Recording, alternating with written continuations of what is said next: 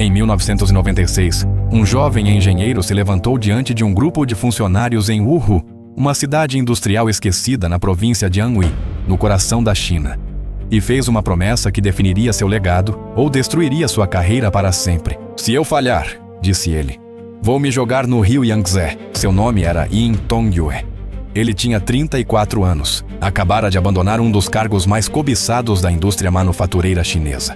Uma posição de alta gerência na joint venture da FAW com a Volkswagen, uma das operações automotivas mais poderosas e prestigiosas de todo o país. Um emprego que os homens passavam carreiras inteiras tentando alcançar. Um emprego que vinha com segurança, com status, com um futuro garantido. Ele deixou tudo para trás.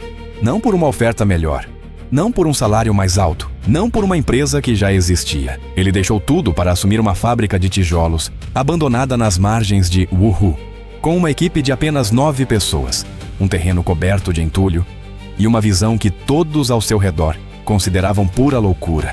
O escritório não tinha teto que pudesse parar a chuva. As reuniões eram realizadas em barracos de palha, onde o vento entrava pelas paredes no inverno. Quando chovia, trabalhavam molhados. Quando fazia frio, trabalhavam com frio. O capital inicial para toda a operação era de 300 mil yuans, aproximadamente 43 mil dólares, para uma empresa de automóveis. Em 1997, ninguém acreditava que fosse funcionar. O governo central chinês não havia autorizado. Pela lei da época, empresários privados não tinham permissão para fabricar automóveis. A indústria era território exclusivo dos gigantes estatais. A Chery foi obrigada a se registrar como fornecedora de peças automotivas simplesmente para existir. Nem sequer podiam vender legalmente seus próprios veículos em todo o território nacional. E ainda assim, Yin Tongyue não piscou. Ele tinha visto algo que os céticos não viram. Havia passado anos dentro da máquina da indústria automotiva chinesa, observando as marcas estrangeiras dominando, os gigantes estatais se movendo lentamente, o povo chinês comum gastando suas economias em carros supervalorizados e de baixa potência porque não havia mais nada disponível. Ele acreditava que a China merecia algo melhor. Acreditava que podia construir algo melhor. E estava disposto a apostar sua vida inteira nisso. No dia 18 de março de 1997, as obras começaram no que se tornaria a Chery's Automobile Company. Sem coletiva de imprensa, sem inauguração do governo, sem cobertura televisiva nacional. Apenas 9 pessoas, um terreno em ruínas, um telhado com goteiras e um homem que havia feito um juramento que tinha toda a intenção de cumprir. 28 anos depois, a empresa desse homem exporta um automóvel a cada 27 segundos. Foi assim que aconteceu. Se você ainda não está inscrito, clique no botão de inscrição e no sininho agora mesmo, porque essa história está apenas começando e você não vai querer perder o que vem a seguir. Para entender o que a Chery estava tentando fazer, é preciso entender como era a indústria automotiva chinesa em 1997. O governo tinha uma estratégia. Era chamada de 3 grandes, 3 pequenas. Um framework de controle rígido que designava exatamente quais empresas estatais tinham permissão para fabricar automóveis. A lista era fixa. Os limites eram claros. E Wuhu não estava nela. Yin Tongyue não estava nela. A Chery não estava nela. Então eles construíram o carro de qualquer jeito. A primeira tecnologia de motor veio de um acordo com a Ford Europa. 25 milhões de dólares por uma linha de produção completa, comprada de segunda mão, enviada para a China e remontada peça por uma equipe que nunca havia feito nada parecido antes. A primeira plataforma de carro usou um chassi licenciado do Seat Toledo, uma marca espanhola de propriedade da Volkswagen. Yin Tongyue não estava cortando o caminho. Estava aprendendo em velocidade máxima, absorvendo cada pedaço de conhecimento de engenharia que conseguia encontrar em qualquer canto do mundo que topasse fazer negócio com ele. Em 1999, apenas 2 anos após começar a construção em um barraco de palha com goteiras, o primeiro carro de passeio da Chery saiu da linha de montagem. Chamaram-no de Fengyun, vento e nuvem em chinês. Um nome que carregava ambição, um nome que sugeria algo imparável movendo-se pelo céu. O problema era que a Chery ainda não tinha licença para vendê-lo. Pequim estava furiosa. O governo central não havia autorizado essa empresa. Ela não se encaixava no plano. Representava exatamente o tipo de ambição privada descontrolada que todo o sistema havia sido projetado para impedir. Os funcionários queriam fechá-la. Houve reuniões, houve avisos. houve pressão de múltiplas direções ao mesmo tempo. Mas os carros continuavam saindo da linha, e o povo de Wuhu continuava querendo comprá-los. Em 2001, a Corporação da Indústria Automotiva de Xangai, um dos gigantes estatais que o governo sempre havia favorecido, fez um movimento surpreendente. Compraram uma participação de 20% na Chery, não por acreditar no sonho, por pragmatismo. A participação deu à Chery acesso à licença de venda nacional da SAIC, e da noite para o dia, a Chery pôde vender seus carros em qualquer parte da China. Nesse mesmo ano, aconteceu algo que nunca havia ocorrido antes na história da indústria automotiva chinesa. A Chery exportou um carro, 10 sedãs, Fengyun, destino, Síria. O acordo foi fechado através de um encontro casual em uma rua de Xangai. Um comprador estrangeiro, uma breve conversa e um aperto de mão que fez história. Era pequeno, era quase acidental, mas foi a primeira vez que um fabricante chinês de automóveis vendia um veículo de passeio fora das fronteiras da China. Pequim, que havia passado anos tentando controlar a Chery, começou a olhá-la de forma diferente. A empresa ilegal de carros de Wuhu acabava de fazer algo que todos os gigantes autorizados, aprovados pelo governo e financiados pelo Estado, nunca haviam conseguido fazer. Ela havia levado a China ao mundo. Em 2003, a Chery lançou um carro que se tornaria um fenômeno cultural. O Kiki era um carro compacto urbano, pequeno, acessível e estilizado com uma energia jovial, que falava diretamente a uma geração de jovens compradores, urbanos chineses, que queriam desesperadamente seu próprio veículo, mas não podiam pagar pelas marcas estrangeiras de joint venture que dominavam o mercado há anos. Era prático, era alegre, e tinha um preço que o tornava acessível a milhões de pessoas que nunca haviam imaginado ter um carro. O Kiki vendeu em números extraordinários. Por todas as cidades chinesas, tornou-se uma presença constante. Estacionado em frente a apartamentos, circulando pelo trânsito, enchendo as ruas com um tipo de mobilidade democrática que a China nunca havia visto antes. A General Motors estava observando. E a General Motors não estava satisfeita. A divisão sul-coreana da GM, conhecida então como GM Daewoo, alegou que o QQ era uma cópia direta e deliberada de seu minicar Matiz. A alegação era específica, que a Chery havia replicado não apenas o design exterior, mas a arquitetura de engenharia, a estrutura interna, o DNA fundamental de seu veículo, sem autorização e sem compensação. O processo chegou primeiro a um tribunal em Xangai. As apostas eram enormes, não apenas financeiramente, mas simbolicamente. Um dos maiores fabricantes de automóveis do mundo, enfrentando uma empresa chinesa que havia começado em um barraco de palha menos de uma década antes. A indústria global estava observando para ver o que aconteceria. Então, aconteceu algo completamente inesperado. Altos funcionários do governo chinês, incluindo um vice-ministro do comércio e um vice-diretor do escritório estatal de propriedade intelectual, vieram publicamente em apoio à Chery. Os funcionários que outrora tentaram fechar a empresa, agora estavam ao lado dela, em uma das batalhas jurídicas mais importantes da história automotiva chinesa. O caso foi transferido para o primeiro tribunal intermediário do povo de Pequim. Surgiram sugestões de que a GM poderia não ter protegido adequadamente sua tecnologia por meio de patentes na China. A pressão mudou de direção. No final de 2005, o processo foi encerrado, sem veredicto, sem admissão pública de culpa de nenhuma das partes.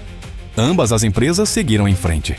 Mas a mensagem para a indústria automotiva global era impossível de ignorar. A Chery havia enfrentado a General Motors. O governo chinês havia ficado ao seu lado. E a marca, que começou com 9 pessoas em uma fábrica em ruínas, era agora uma força que as maiores empresas de automóveis do mundo levavam a sério o suficiente para processar. Em 2006, a Chery vendeu mais de 300 mil veículos em um único ano. Um salto de 62% em relação ao ano anterior, capturando mais de 7% de todo o mercado chinês de carros de passeio. Uma indústria que as joint ventures estrangeiras haviam monopolizado por décadas estava começando a se abrir. A sala que outrora havia dado risada de Yin Tongyue estava completamente em silêncio. A maioria das empresas de automóveis passa décadas tentando conquistar um mercado internacional. Estudam, testam, adaptam seus veículos, constroem redes de revendedores ao longo de anos, fracassam várias vezes antes de acertar. A Chery conquistou 80 mercados e não parou por aí. Desde o início dos anos 2000, Yin Tonghui perseguiu uma estratégia de expansão global diferente de qualquer coisa que a indústria automotiva chinesa havia tentado antes. Não apenas enviando carros através das fronteiras, mas construindo relacionamentos de longo prazo, estabelecendo operações de montagem locais, treinando revendedores locais e integrando a marca Chery em comunidades que o establishment automotivo ocidental havia ignorado ou subestimado. O Oriente Médio, a Europa Oriental, o Sudeste Asiático, a América Latina, a África. Mercados onde a sensibilidade ao preço era alta, onde a classe média crescia rapidamente, onde um veículo confiável e acessível de uma marca que não cobrava um prêmio pelo seu nome podia encontrar uma demanda real e sustentada. E ano após ano, os números de exportação continuavam subindo. Em 2003, a Chery havia se tornado a montadora exportadora líder entre todas as empresas automotivas chinesas. Manteve essa posição no ano seguinte. E no ano depois desse, e em cada ano que se seguiu, por 23 anos consecutivos sem interrupção. Pense no que isso significa. Através da crise financeira global, através de guerras comerciais, através da ascensão e queda de concorrentes, através de uma pandemia global que paralisou fábricas e colapsou cadeias de fornecimento em todo o planeta, a Chery enviou mais carros para fora da China do que qualquer outro fabricante, cada ano, por 23 anos. Em 2012 veio um momento que simbolizou o quanto a Chery havia viajado desde aquele barraco em Wuhu. A empresa assinou um acordo de joint venture com a Jaguar Land Rover, o ícone britânico de luxo, herança e prestígio off-road, para fabricar veículos juntos na China.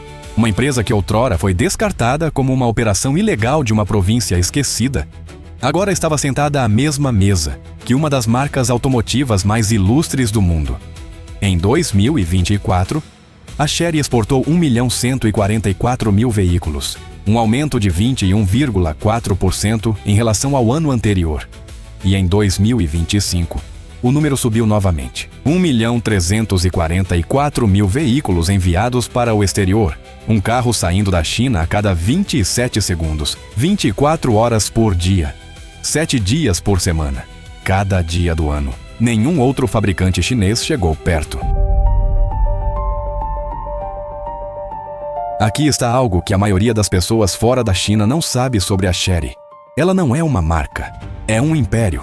Enquanto o mundo aprendia a pronunciar os nomes da BYD, da NIO e da Xpeng, a Chery estava silenciosamente construindo um portfólio de marcas tão amplo e tão estrategicamente projetado que agora compete em quase todos os segmentos do mercado automotivo global ao mesmo tempo. Há a Chery em si, a original, a marca que construiu tudo, o cavalo de batalha que conquistou 80 países através de confiabilidade, valor e recusa em desistir. Há a Jetour, a marca de SUV voltada para a aventura que se tornou um dos nomes de crescimento mais rápido no Oriente Médio e no Sudeste Asiático, construída sobre a promessa de capacidade genuína sem o preço das rivais europeias. A Exceed, a aposta da Chery no segmento premium, posicionada acima da marca principal, com uma linguagem de design e um conjunto tecnológico voltado para compradores, que de outra forma estariam olhando para uma alternativa europeia e se perguntando se poderiam encontrar algo igualmente impressionante por menos dinheiro. Há a iCar, uma marca de veículos elétricos desenvolvida em colaboração com o ecossistema tecnológico da Huawei, combinando a escala de fabricação da Chery com algumas das inteligências a bordo mais sofisticadas disponíveis em qualquer lugar do mundo. Há a Luxeed, uma marca elétrica flagship, também desenvolvida com a Huawei, voltada para o topo do mercado.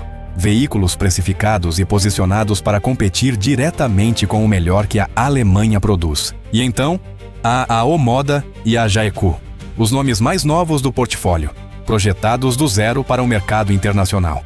Em apenas 27 meses de existência, essas duas marcas venderam mais de 600.000 veículos em 64 países. Esse é o marco de vendas mais rápido que qualquer nova marca automotiva já alcançou na história registrada da indústria automotiva global. Uma nova concessionária, Omoda, ou Jaeku, abria em algum lugar do mundo a cada dia. E sentado tranquilamente por trás de tudo isso, a joint venture com a Jaguar Land Rover, que continua dando aos engenheiros da Chery acesso a décadas de conhecimento de fabricação premium britânica. Isso não é uma empresa de automóveis tentando crescer. É um império automotivo completamente formado operando em escala global, em todas as faixas de preço, em todas as principais regiões do mundo. Em agosto de 2024, algo aconteceu que ninguém no mundo financeiro estava esperando tão cedo. A Chery apareceu na lista Fortune Global 500 pela primeira vez, posição 385. Receita de 39 bilhões de dólares. Para uma empresa que havia começado com 43 mil dólares em um barraco de palha em Wuhu, aparecer no ranking corporativo mais prestigioso do planeta já era uma história que valia ser contada. Mas a Chery não havia terminado de fazer história.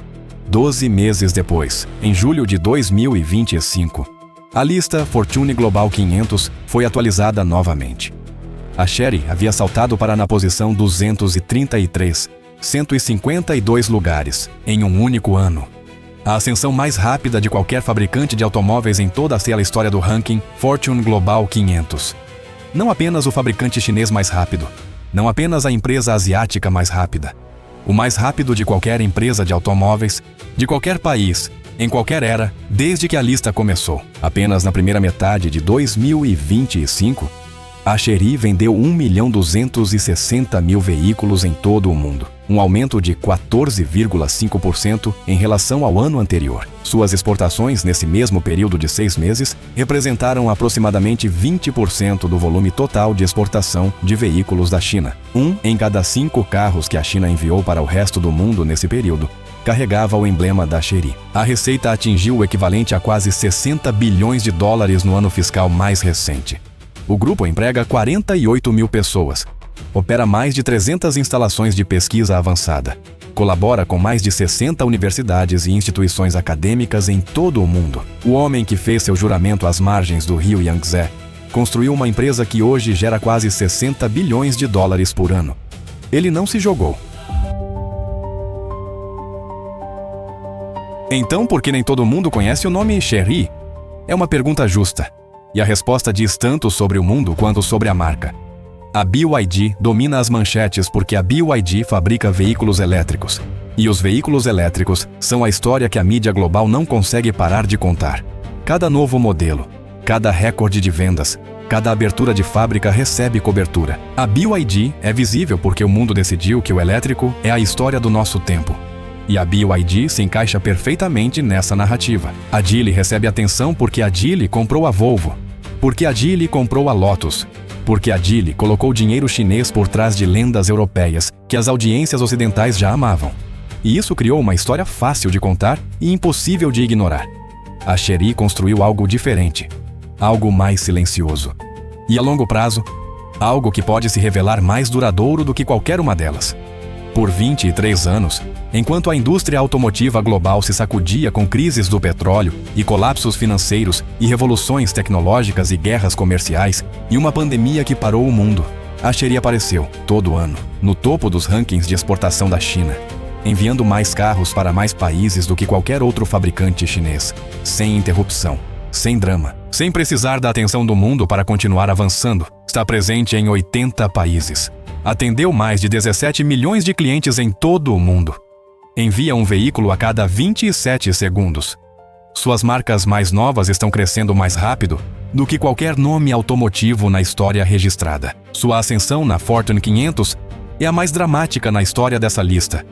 E o homem que começou tudo, o engenheiro que abandonou a FAW Volkswagen, que realizava reuniões em um barraco de palha com goteiras, que fez um juramento que os céticos achavam que era corajoso ou ridículo, ainda está lá, ainda no comando, ainda empurrando para frente. E em Tongyue disse ele mesmo, no Salão do Automóvel de Pequim, diante das 6 marcas que agora carregam o legado de sua empresa para o mundo. A qualidade é mais importante do que o volume de vendas, a inovação é mais importante do que a lucratividade. E os parceiros são mais importantes do que a própria Chery. Essa filosofia, mantida em silêncio e de forma consistente por quase 30 anos, construiu um dos impérios automotivos mais poderosos da Terra. O mundo está apenas começando a perceber. Mas a Chery percebeu o mundo há muito tempo. E nunca, nenhuma única vez, parou de avançar.